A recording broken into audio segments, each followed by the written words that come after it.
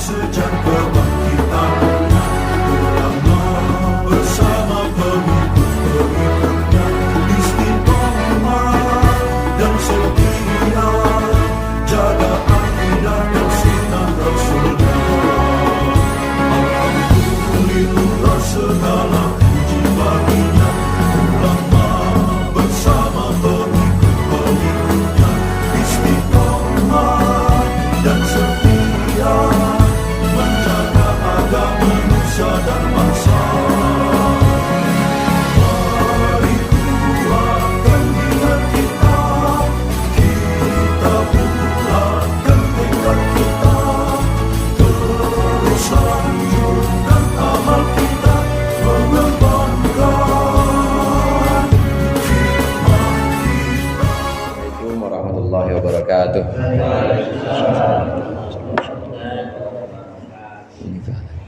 Al-Fatihah. A'udzubillahi minasyaitonir rajim. Bismillahirrahmanirrahim. Alhamdulillahirabbil alamin. Iyyaka na'budu wa iyyaka nasta'in. Shiratal mustaqim. Shiratal ladzina an'amta 'alaihim. Bismillahirrahmanirrahim. Alhamdulil muallimit tullabi wa musahhilil khairi liman yata'allamu. Tsumma assalatu wassalamu 'alan nabi wa alihi wa sahbihi jayudahu. Ya Rabbana kaffir 'anna dhunubana wa walidina wa liman huwa muslimu. Nad'uka Allahumma ilman nafi'a min yawmina ilal hisabi yaqumu. Amin amin amin wa ya fattahu. Amin amin amin wa ya alimu. Alhamdulillah, alhamdulillahil awwalil akhir, al-batinil zahir. Allahumma salli wa sallim ala sayyidina Muhammadin at-tahiril fakhir wa ala alihi wa ashabihi dawil ula wal mafakhir. Amma ba'd, fa inna ahsanal hadithi kitabullah wa khairal hadi hadi Muhammadin sallallahu alaihi wasallam wa syarrul umuri muhdatsatuha wa kullu muhdatsatin bid'ah wa kullu bid'atin dhalalah wa kullu dhalalatin finnar. Segenap jamaah Masjid Al-Ikhlas, para ustaz, para hujjaj, para orang tua, seluruh hadirin yang berbahagia. Alhamdulillah malam hari ini kita berkumpul kembali melanjutkan pengajian tafsir Jalalain. Mudah-mudahan apa yang akan kita baca menjadi ilmu yang bermanfaat di dunia wal akhirah. Amin ya rabbal alamin. Pembahasan kita terakhir kemarin sampai ayat 38 dari surah Az-Zumar. Yang akan kita baca sekarang adalah ayat 39. Ayat 39 ini Allah memerintahkan kepada Nabi Muhammad untuk berkata kepada orang-orang musyrik Quraisy, silakan nafsi-nafsi atau silakan masing-masing melakukan perbuatannya.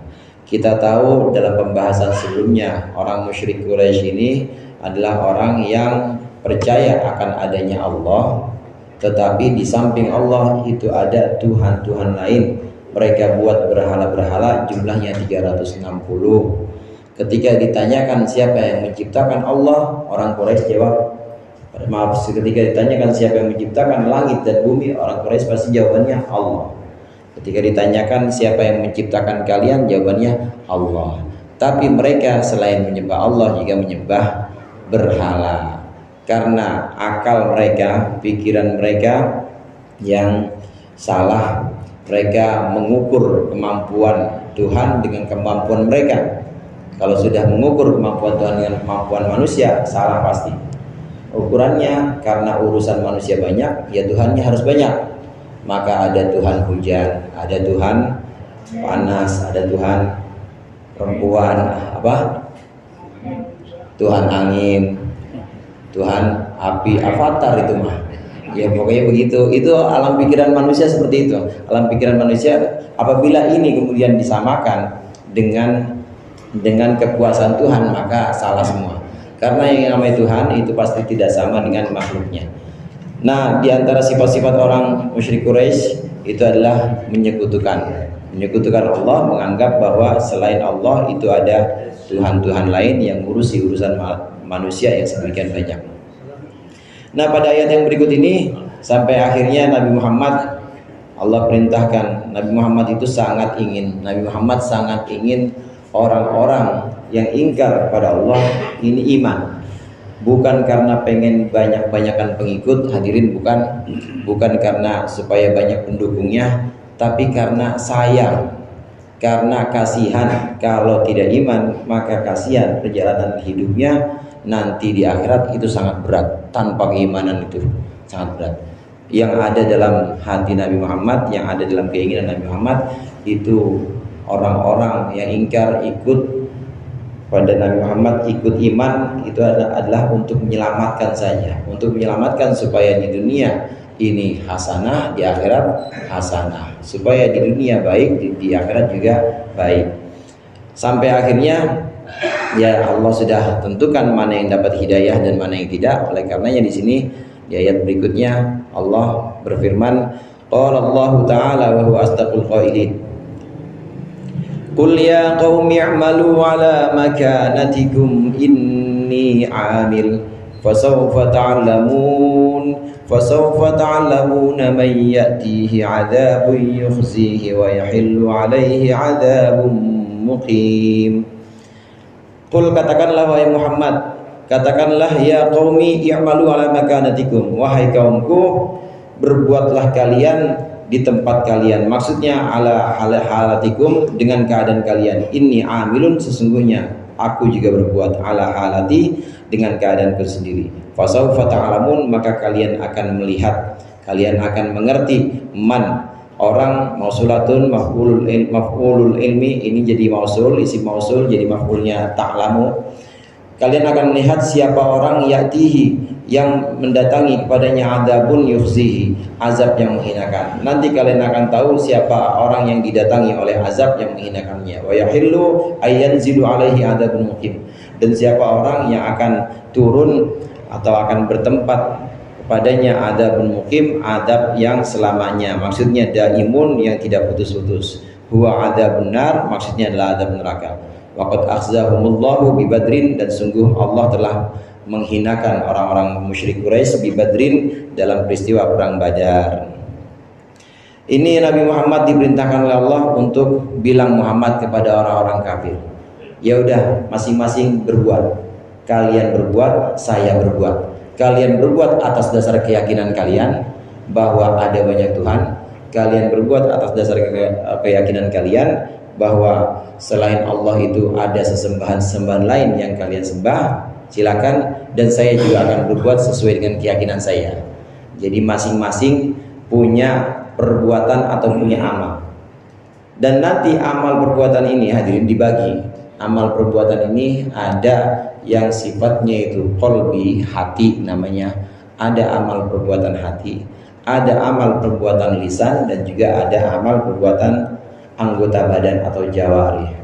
Mencakup semua ini, maka Nabi Muhammad bilang kepada orang-orang kafir, silakan kalian berbuatlah, melakukan apapun sesuai dengan keyakinan kalian, baik berupa hati, niatan-niatan, maksud hati, itu maksudnya amal hati.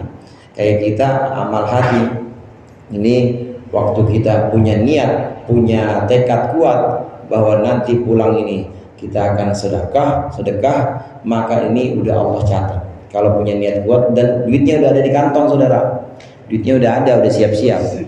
Kalau duitnya masih belum ada, namanya belum dicatat. Ini udah siap-siap.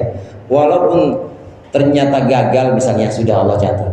Namanya amal hati. Ada amal lisan. Amal lisan seperti zikir, ngaji, itu amal lisan. Kemudian ada juga amal jawari, amal anggota badan. Sholat kita mencakup tiga-tiganya itu. Sholat kita mencakup amal hati, yaitu kepasrahan dan ketundukan kita kepada Allah. Hati kita benar-benar tunduk saat sholat. Kalau kita sholat kan hati kita tunduk semua, begitu ya hadirin? Tunduk semua. Ada yang lagi sholat ngengkel sama Allah, protes gitu. Jangan. Kalau lagi sholat tunduk hati kita, amal hati. Lagi sholat, lisan kita juga amal lisan. Tentu baca Bismillahirrahmanirrahim, Alhamdulillahirrahmanirrahim, amal lisan. Sholat juga itu ada amal jawarih atau ada amal anggota badan. Ini amal perbuatan yang didasari oleh keimanan kepada Allah, amal perbuatan yang dituntun oleh Nabi Muhammad yang namanya sholat, mencakup semuanya.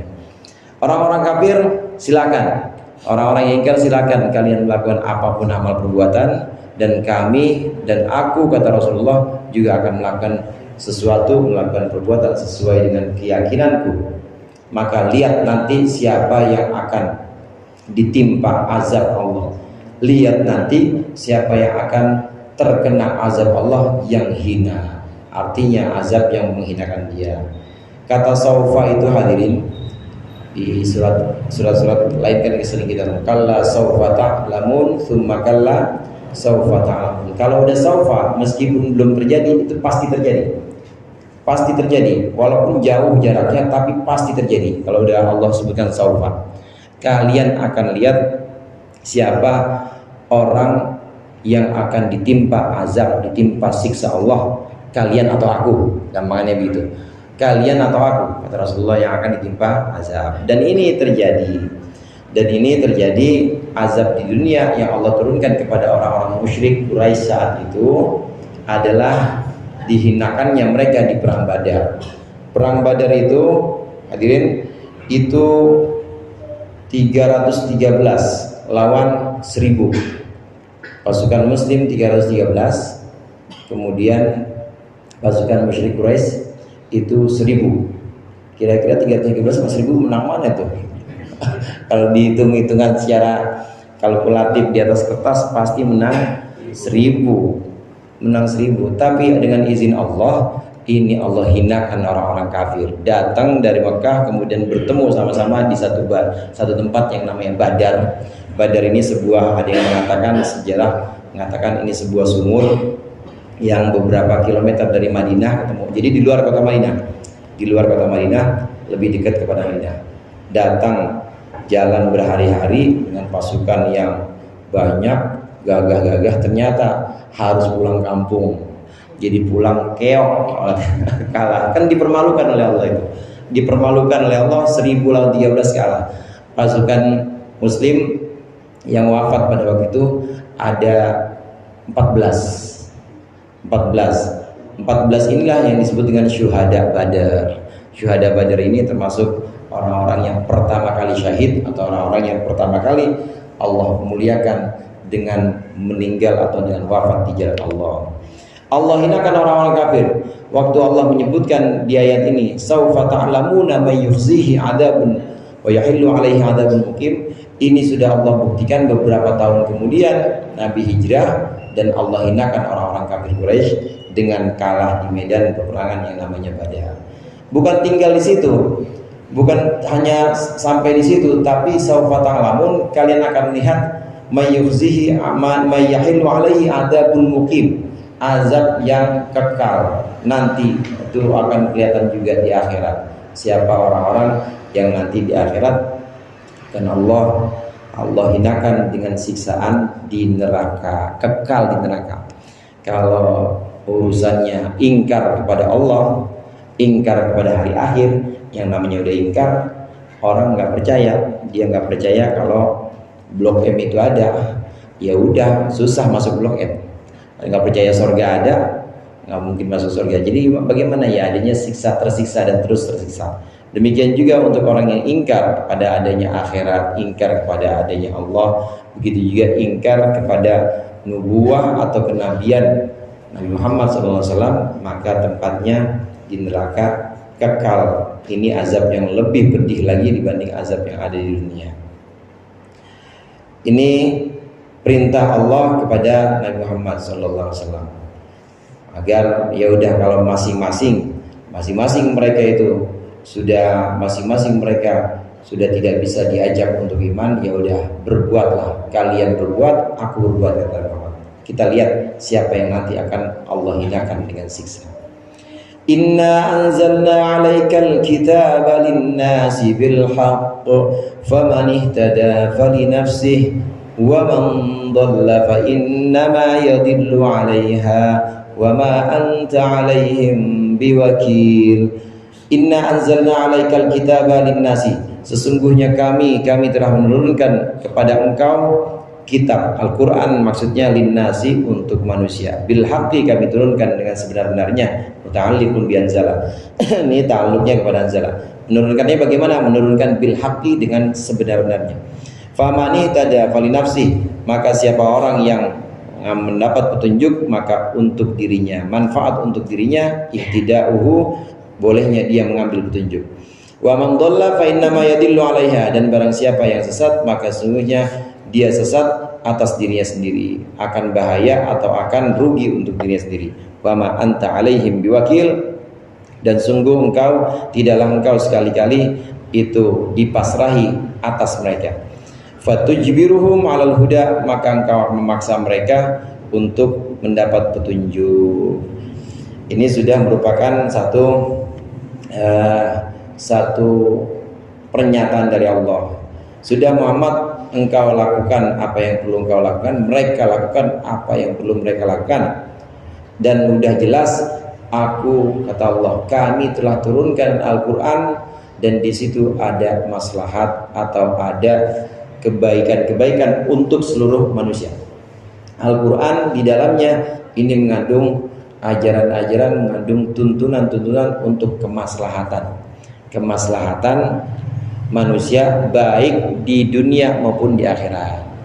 Jamaah rahimakumullah, mengukur kemaslahatan ini kan sebenarnya tinggal pilihan-pilihan kita. Allah memberikan kita akal. Nah, akal ini yang kemudian memilih. Akal ini yang kemudian di dalam diri kita ini punya kemampuan untuk menentukan mana yang akan kita pilih. Pilihan-pilihan kita ini kadang-kadang didasarkan pilihan enak dan tidak enak. Pilihan enak dan tidak enak ini pilihan yang sifatnya paling dasar, pilihan yang sifatnya paling awal.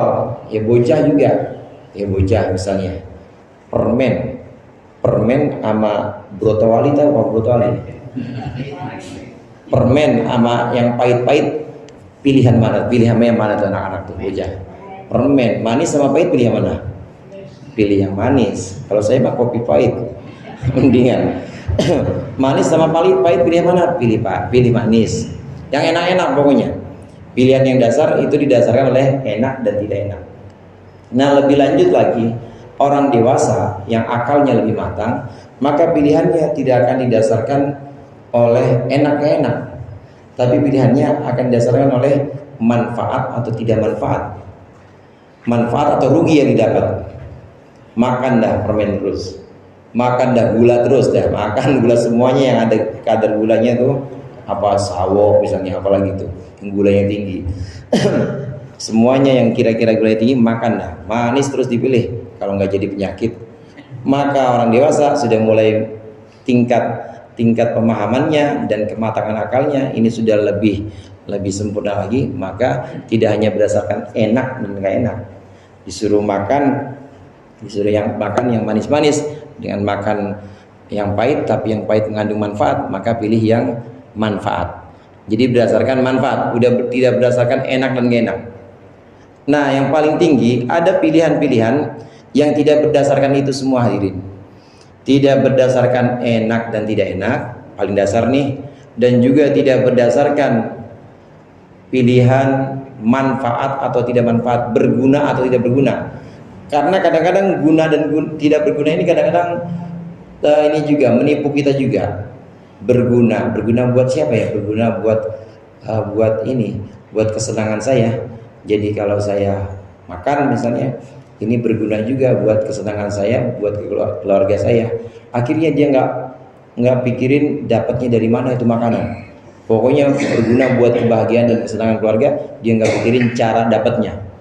Ya mau yang halal mau yang haram, asal enak, maka itu berguna buat saya. Jadi kadang-kadang guna dan tidak guna atau manfaat dan tidak manfaat itu bisa menipu juga.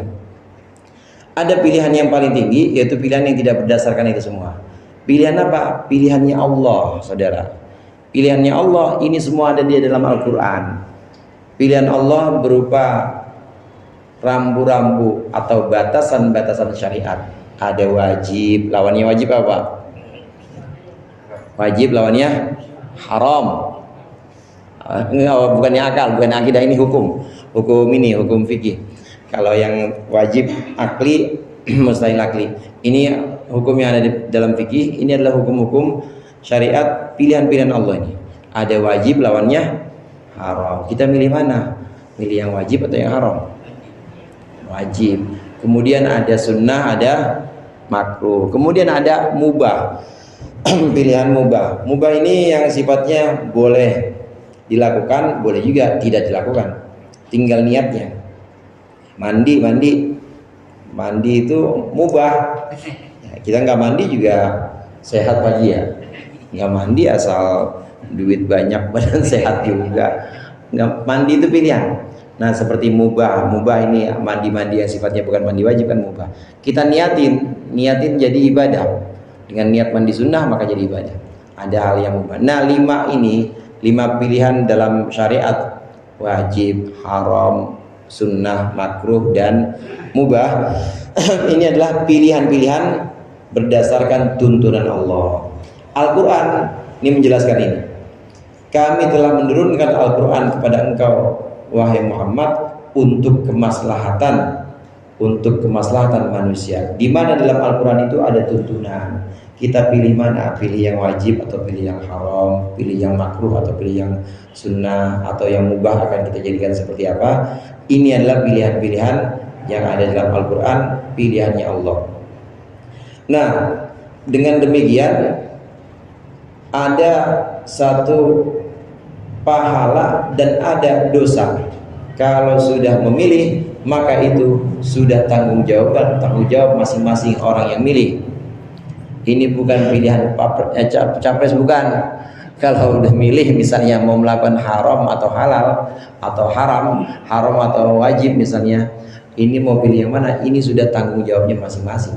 Jadi nggak ada istilah Jabariyah itu bilang, orang Jabariyah nih, kalau paham Jabariyah bilang, saya memaksiat juga Allah yang nakdirin, nggak bisa. Saya mah sampai sekarang belum sholat mah itu udah takdir Allah yang takdir, nggak bisa. Karena itu udah pilihan dia. Karena dia udah tahu sebenarnya bahwa sholat wajib, tinggal sholat haram. Tapi dia milih nggak sholat. Itu berarti dia sudah menggunakan akal, dan akalnya itu menentukan pilihan dia, maka sudah ada yang namanya dosa. Begitu juga kita saat milih misalnya ada uang 100.000, ini kira-kira buat masukin kotak amal apa buat kita beliin rokok misalnya. Rokok terus kasih Ustadz SP. Amal-amal juga itu. Mau pilih di mana? Nah, saat kita sudah menentukan itu pilihan, maka sudah ada yang namanya pahala. Jadi walaupun itu tuntunan Allah, kita bisa sedekah ya dituntun oleh Allah, bisa sholat ya dituntun oleh Allah. Tapi karena kita di situ memilih untuk jadi orang sholat, memilih untuk jadi orang sedekah, maka Allah kasih apresiasi, Allah kasih penghargaan. Engkau hambaku dan ada balasan untukmu nanti di surga. Engkau hambaku dan ada balasan untukmu di dunia ini, bahkan juga akan aku berikan. Ini yang namanya pilihan-pilihan. Ayat ini terakhir, ayat 41 yang tadi kita baca, orang yang sesat yaitu sesatnya nanti akan berbahaya untuk dirinya sendiri. Kesesatannya itu akan menyengsarakannya dia sendiri. Orang yang mendapat petunjuknya itu nanti juga akan berguna untuk dia sendiri, membahagiakan dia. Jadi dapat hidayah itu nggak ada urusannya sama Allah. Orang yang dapat hidayah banyak terus Allah makin kuat, itu nggak ada urusannya. Pokoknya dapat hidayah, itu hidayah bisa manfaat, bisa berguna untuk orang itu sendiri. Begitu juga kalau ambil jalan kesesatan, maka kesesatan itu juga tanggung jawab dia dan akan menyengsarakan dia sendiri. Ini yang namanya pilihan-pilihan, karena kita diberikan akal untuk memilih. Wa ma anta alaihim biwakil, firman Allah, wahai Muhammad, dan engkau bukanlah orang yang dipasrahi untuk mereka. Maksudnya dipasrahi di sini, engkau sampaikan saja Muhammad, ajak saja mereka untuk La ilaha illallah, tidak ada Tuhan selain Allah. Ajak saja mereka untuk iman kepada hari akhir, ajak mereka untuk iman kepada engkau sebagai Rasul, iman kepada Al-Quran, ajak aja. Nah urusan mereka nggak mau iman, udah bukan urusanmu ya Muhammad. Ama anta alaihim biwakil, bukan urusanmu dan engkau tidak dipasrahi. Tidak akan engkau ditanya Muhammad gimana hasil ajak-ajak atau hasil dakwahnya. Ngapa orang Mekah nggak pada iman? Nggak bakal ditanyakan seperti itu, karena itu sudah urusan Allah yang namanya hidayah itu. Karenanya hidayah ini pilihan. Orang yang mendapat hidayah seperti kita ini, amin, ini orang yang sudah Allah pilih, orang yang sudah Allah tentukan dan sudah Allah undang untuk bisa datang ke masjid, udah Allah pilih untuk bisa ngaji. Jadi kalau ngaji nggak bawa apa-apa sebenarnya nggak masalah, begitu Pak Ji ya. Ngaji pulang nggak bawa apa-apa itu nggak masalah. Kenapa? Udah Allah pilih jadi orang yang ngaji. Itu juga sholat ke masjid, pulang nggak bawa apa-apa, ya bawa sejadah dia dibawa lagi. Meskipun nggak bawa apa-apa, itu udah Allah pilih. Karena jarang-jarang orang yang bisa seperti ini, yang Allah tentukan untuk melakukan ibadah-ibadah. Itu semua pilihan-pilihan Allah. Allahu yatawaffal anfusa hina mautiha wallati lam tamut fi manamiha fayumsikul lati qada 'alaiha al-maut wa yursilul ukhra ila ajalin musamma inna fi dzalika laayatin liqaumin yatafakkarun. Kemudian ini tema yang lain lagi, yaitu tentang ruh atau tentang jiwa. Allahu yatawaffal anfusa, Allah mewafatkan jiwa-jiwa hina mautiha, ketika kematiannya. Wa yatawaffa allati lam tamut fi manamiha, dan dia Allah juga mewafatkan jiwa yang belum mati fi manamiha, dalam tidurnya. Ayatawaffaha waqtan naumi, Allah wafatkan dia di waktu tidur. Fayumsikul lati qada 'alaiha al-mauta, maka dia Allah menahan jiwa, Allah menahan jiwa yang Allah tetapkan kematian atasnya. Wa yursilul ukhra, dan Allah biarkan jiwa yang lain ila ajalin musamma, kepada batas waktu yang ditentukan. Ay waqta mautiha, maksudnya waktu matinya jiwa tersebut. Titik. Wal mursalatu nafsut tamyiz, yang dilepas atau yang dibiarkan nafsu tamyiz itu adalah jiwa yang bisa membedakan. Tabqa biduniha, di mana jiwa itu bisa tetap hidup, bisa tetap kekal, biduniha, dengan tanpa nafsu tamyiz. Tabqa biduniha, maaf, nafsul hayah, yang tak akan tetap tanpa nafsu tamyiz, tanpa jiwa pembeda nafsu tamyiz. Nafsul hayah itu masih akan tetap, bi khilafil aksi, tidak sebaliknya. Inna fi dzalika, sesungguhnya dalam yang demikian itu, al-madhkur, yang sudah disebut, yaitu Allah wafatkan yang mati dan yang belum mati dalam tidurnya, itu dalam yang demikian la ayatin, ada tanda-tanda kekuasaan Allah, dalalatin, maksudnya petunjuk, liqaumin yatafakkarun, untuk kaum orang-orang yang berfikir. Faya'lamuna annal qadiru ala dzalika qadirun 'alal ba'thi, maka orang-orang yang berfikir akan mengetahui bahwa zat yang mampu untuk mematikan jiwa itu, qadirun 'alal ba'thi, itu juga mampu 'alal ba'thi, untuk membangkitkan. Wa Quraisyun lam yatafakkaru fi dzalika, dan orang-orang Quraisy itu tidak bisa berpikir fi dzalika, dalam demikian, dalam dicabutnya atau diwafatkannya jiwa. Ini adalah salah satu ayat di antara beberapa ayat yang membahas tentang ruh. Dalam ayat lain memang yas'alunaka 'anir ruh, qulir ruhu min amri rabbi. Orang-orang itu bertanya kepada Nabi Muhammad tentang ruh. Maka Nabi Muhammad diperintahkan Allah bilang, Muhammad, ruh itu urusan Tuhanku. Bukan berarti ruh itu sama sekali ditutup hakikatnya, tapi ada juga yang oleh Al-Quran kemudian dijelaskan. Walaupun tetap secara hakiki yang tahu persis ya cuma Allah. Memang rahasia, ruh itu rahasia. Walaupun rahasia, tapi tidak semuanya ditutup. Ada juga kabar-kabar, ada juga ayat-ayat hadis tentang ruh. Disebutkan di sini Allah mewafatkan jiwa-jiwa ketika mati. Jelas orang yang meninggal ya diwafatkan sama Allah. Artinya diwafatkan di sini Allah tunaikan, saudara. Wafat itu artinya wafa, itu artinya menunaikan atau menyelesaikan. Selesai artinya wafa itu. Kalau selesai di sini artinya selesai hidupnya. Orang kalau sudah selesai rizkinya, memang Allah tetapkan dari dalam perut ibunya sampai dia akhir hayat, itu rizkinya ya kira-kira 3T deh. 3T mulai dari ini Pak, mulai dari perut 3 triliun. Itu kalau udah habis ya berarti udah waktunya meninggal, udah habis, nggak ada rizkinya. Karena sudah Allah tetapkan rizkinya habis. Kalau belum meninggal berarti masih ada rizkinya. Mungkin rizkinya dari orang yang hidup, dari saudaranya, mungkin dari anaknya. Pokoknya masih ada rizki. Tapi kalau sudah tidak ada rizkinya, maka meninggal dia. Orang yang meninggal ini wafat, ini Allah yang mewafatkan. Semua orang yang sudah meninggal dunia wafat, ini Allah yang mewafatkan. Semata-mata Allah yang mewafatkan, bukan yang lain. Pasti Allah yang mewafatkan. Tapi jangan lupa juga Allah mewafatkan jiwa.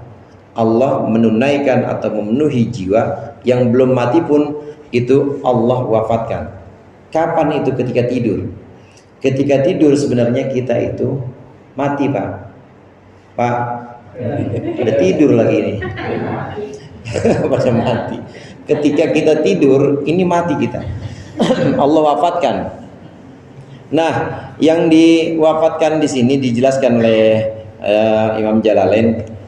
Ini yang orang yang memang sudah mati ya Allah yang mewafatkan. Orang yang sedang tidur belum mati, ini adalah orang yang juga sedang Allah wafatkan. Hanya saja nanti pada waktunya, kalau memang Allah ingin menahan, kalau memang Allah ingin menahan ruhnya atau jiwanya, Allah tahan, nggak Allah kembalikan lagi. Ya udah jam 4 subuh nggak balik lagi. Besok mau anda inna lillahi wa inna ilaihi, nggak Allah balikin lagi. Itu kalau Allah yumsik, Allah tahan. Allah tahan, ya udah pulang kepada Allah, makanya disebut inna lillahi, sesungguhnya kita milik Allah, wa ilaihi rajiun, kita akan kembali kepada Allah. Balik, nggak akan Allah kembalikan ke jasadnya. Ini yang wafat, meninggal.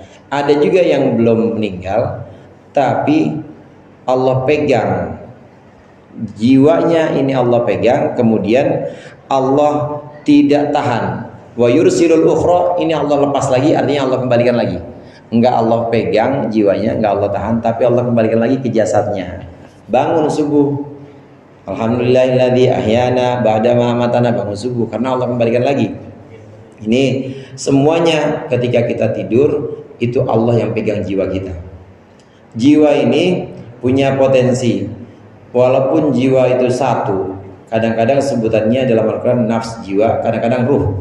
Jadi kalau kita mendengar kata-kata ruh dengan kata-kata jiwa, satu waktu ruh ya jiwa, jiwa ya ruh. Kalau yang dimaksud Al-Quran jiwa itu apa? Ya ruh, ruh itu apa? Ya jiwa. Dan istilah bahasa Arabnya an-nafs jiwa. Kalau satu lagi ar-ruh. Dua-duanya adalah satu hal yang sama. Ini satu waktu ya Pak, enggak selalu. Tapi kadang-kadang Allah menyebutkan an-nafs, ini adalah satu potensi yang satu kemampuan dalam diri manusia untuk melakukan sesuatu. Kalau melakukan maksiat namanya an-nafsul ammarah bisu. Kalau melakukan yang baik-baik namanya an-nafsul mutmainnah. Ya, jadi semuanya tetap satu, tapi punya banyak kemampuan. Walaupun satu, tapi dia punya banyak kemampuan. Tetap satu. Nah, dalam kehidupan sehari-hari kita, waktu kita tidur, ini yang Allah ambil, yang Allah pegang, ini adalah nafsut tamyiz wal ihsas. Yang Allah pegang ini adalah kemampuan jiwa untuk membedakan dan untuk mengindra. Adapun nafsul hayat, ada dua potensi di sini, ada nafsul tamyiz, ada nafsul hayat. Imam Jalalain menyebutkan, adapun jiwa kehidupan ini tetap Jadi orang tidur napasnya Pak, napas, dadanya atau jantungnya masih gerak nggak? Gerak. Itu masih ada nafsul hayat, masih ada jiwa hidup. Jadi hidup aja. Tapi sudah tidak ada jiwa sadar dan jiwa pembeda, udah nggak ada. Orang tidur, kemudian orang apa lagi? Orang yang hilang akalnya, masih ada jiwa hidupnya, nafsul hayat. Masih ada jiwa hidup, tapi jiwa pembedanya sudah nggak ada. Yang Allah pegang ketika kita tidur, ini adalah jiwa pembedanya atau nafsu tamyiz. Kalau Allah memang ingin Allah tahan semalaman itu aja dan Allah kembalikan lagi, ya udah berarti sadar lagi dan hidup lagi. Tapi kalau Allah ambil, ya udah Allah ambil semuanya. Jadi bukan cuma nafsu tamyiz, bukan cuma jiwa kesadaran, tapi jiwa kehidupannya itu semuanya Allah ambil. Orang yang jiwa ini semuanya potensi ruh. Jadi ruh punya potensi dua ini. Ruh ini punya potensi sebagai jiwa hidup dan juga jiwa sadar. Kalau Allah ambil jiwa sadar doang, ini masih mungkin hidup. Kayak orang gila, jiwa sadarnya aja yang hilang. Tapi hidup, sehat Pak, makan orang gila mah. Dia kadang-kadang tidur nggak pakai baju nggak apa-apa. Coba kalau kita masuk angin kan, dia mah enggak, sehat. Itu namanya masih ada nafsul hayat, masih ada jiwa hidupnya. Tapi jiwa sadarnya udah nggak ada. Demikian juga orang tidur. Orang tidur masih ada nafsul hayat, masih ada jiwa hidup, potensi jiwa tentang kehidupan. Jadi kalau Allah ambil jiwa sadarnya saja, jiwa hidupnya masih ada. Tapi kalau Allah ambil jiwa hidupnya, habis semuanya. Habis. Kalau udah Allah ambil jiwa hidupnya, ini pasti hilang semua, kesadaran juga hilang. Jiwa potensi semua ini, potensi ruh, baik jiwa hidup maupun jiwa sadar, nafsu tamyiz maupun nafsul hayat, ini pusatnya adanya dalam hati. Al-qalb, hati. Hati cuma yang dimaksud di sini, memang kalau secara medis, secara kedokteran sebutannya jantung hati itu. Mirip-mirip memang. Tapi yang dimaksud di sini bukan hati medis, bukan hati biologis. Yang dimaksud di sini adalah hati yang merupakan satu ciptaan Allah yang sangat halus. Dan di situ ada kesadaran dan juga ada kehidupan. Walaupun pusatnya di hati, tapi dia ngalir ke semua ruang tubuh. Walaupun dia adanya berpusat di hati, tapi ke tangan itu juga ada, sehingga tangan bisa kita gerakkan, ke rambut juga ada sehingga rambut bisa tumbuh terus. Walaupun pusatnya adanya dalam hati, tapi dia bisa menyentuh seluruh tubuh atau bisa menerangi seluruh tubuh. Ini potensi jiwa yang adanya dalam hati. Mirip-mirip dengan kerja jantung, mirip-mirip dengan kerja jantung kita. Jantung kita itu kan memompakan ini darah. Sebelumnya darah yang dari makanan, setelah diolah kemudian dipompakan di jantung. Nah, dari jantung dipompakan lagi ke anggota badan. Pusatnya di situ. Jadi ada yang masuk output, ada input, ada output, dikeluarin lagi, disalurkan lagi ke anggota badan kita. Pusatnya semuanya di jantung. Ini secara medis atau secara biologis. Ruh juga demikian. Ruh juga demikian, pusatnya di hati. Nah, dari hati ini kemudian bisa menyebar. Ada potensinya tangan ya bergerak. Kemudian selain bergerak, kalau kita buat pakai ngeraba, ini halus nih, sejadah halus. Coba kalau ngeraba ngeraba aspal, ada kasar, tahu? Itu berarti masih ada jiwa pembeda atau jiwa sadar. Tapi kalau lagi tidur tetap nggak tahu. Lagi tidur, orang tidur kita lusin, ini bedanya apa bang?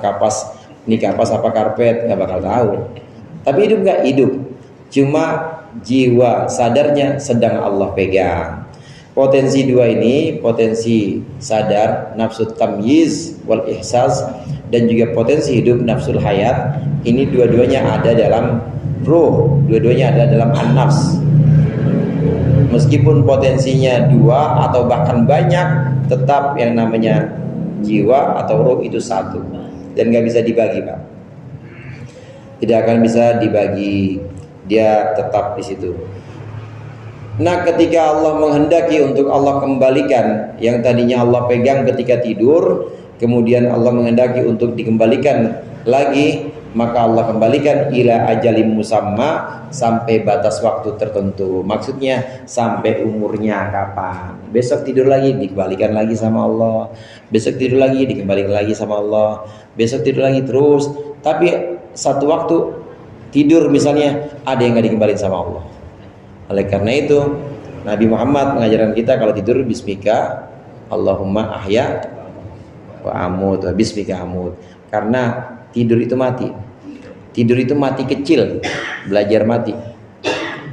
Dengan nama Engkau ya Allah aku hidup, wa bismika amut, dan dengan nama Engkau aku mati. Jadi memang tidur itu mati.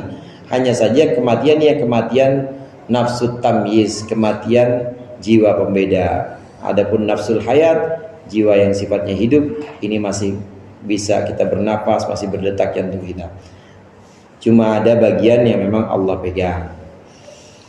Ini sebagian dari pembahasan-pembahasan yang menyinggung tentang ruh atau jiwa dalam Al-Quran. Semuanya ini kata Allah, inna fi dzalika laayatin liqaumin yatafakkarun. Ini ada tanda-tanda kekuasaan Allah untuk orang yang berfikir. Banyak ajakan dalam Al-Quran untuk tafakur, hadirin. Tinggal kita mau mikir apa enggak gitu. Kadang-kadang kan mikirnya malas. Nah, ngaji seperti ini menuntun kita untuk mikir. Bahkan kadang-kadang menuntut kita untuk berpikir. Ada 4 macam, saudara. Ada 4 macam tafakur. Yang pertama tafakur fi taksiril nafs. Kita merenung atau bertafakur dalam kekurangan diri kita. Kalau kita bertafakur dalam kekurangan diri kita, tentang kekurangan diri kita, aib atau cacatnya kita, sholat saya belum ikhlas, ngaji saya belum ikhlas, kadang-kadang juga masih belum khusyuk, sedekah saya juga masih pengen dilihat orang, itu kekurangan diri kita tuh. Kalau kita sering-sering tafakur ini, maka buahnya kita akan punya rasa al-haya, rasa malu kepada Allah. Rasa malu pada Allah. Malu itu bagian dari iman. Orang yang punya rasa malu ini pasti akan dekat sama Allah, karena dia sibuk memikirkan kekurangan diri. Lagi pula kalau sibuk memikirkan kekurangan diri, malah bagus, Pak, nggak bakal mikirin kekurangan orang lain. Kenapa? Sibuk. Orang saya udah sibuk sama diri saya aja masih kurang, ngapain ngomongin orang lain? Maka sibuk memikirkan diri sendiri, ini yang dituntut juga. Kemudian yang kedua, kekurangan diri maksudnya. Yang kedua ada tafakur fi wa'idillah. Kita berpikir, merenungkan, memikirkan ancaman-ancaman Allah. Fawailul lil musallin alladzina hum an salatihim sahun. Celaka bagi orang-orang yang sholatnya itu lalai. Di antara sholatnya lalai ya sholatnya kadang sholat kadang enggak. Maghrib iya, subuhnya enggak, misalnya begitu. Itu namanya sahun, lalai. Atau orang yang sholatnya lalai juga bisa alladzina hum yura'un, riya. Diancam. Orang yang sholatnya riya atau yang sholatnya masih bolong-bolong, itu neraka wel. Ini semua kita renungkan. Kalau kita merenungkan ancaman seperti ini, orang yang nggak mau ibadah, orang yang masih jauh sama Allah, nanti su'ul khotimah. Kita pikirkan ini, maka akan muncul rasa takut kita sama Allah. Kalau tadi rasa malu, ini muncul rasa takut. Tafakkur. Yang ketiga ada tafakkur fi wa'dillah. Berpikir janji-janji Allah. Untuk orang yang ngaji akan Allah berikan kemudahan, amin. Terus untuk orang yang sholat, maka akan Allah jadikan insya Allah dia husnul khotimah, amin. Ini janji-janji yang begini, ini menunjukkan kita akan membuahkan semangat kita buat ibadah. Pokoknya bicara janji-janji aja, janji Allah. Kalau kita ingat janji Allah, maka kita akan makin semangat ibadah. Tafakur fi wa'dillah. Ada tafakur yang keempat, berpikir fi ni'amillah, nikmat-nikmat Allah. Kita mikirin nikmat Allah, ya Allah, ini ngomong enak banget saya dari tadi ini. Nggak ada cadel-cadelnya. Ya kalau ngomong, coba bayangin kalau tiba-tiba stroke, nggak bisa ngomong kan, menyon mulutnya. Dipikirin lagi nikmat, alhamdulillah masih bisa jalan kali ikhlas. Orang mah ada juga yang nggak bisa jalan sampai sekarang. Dia sholatnya di rumah aja. Terus pikirin nikmat. Kalau kita mikirkan nikmat Allah yang ada pada diri kita, maka munculnya mahabbah, cinta. Kita makin cinta sama Allah. Sama halnya orang sering dikasih.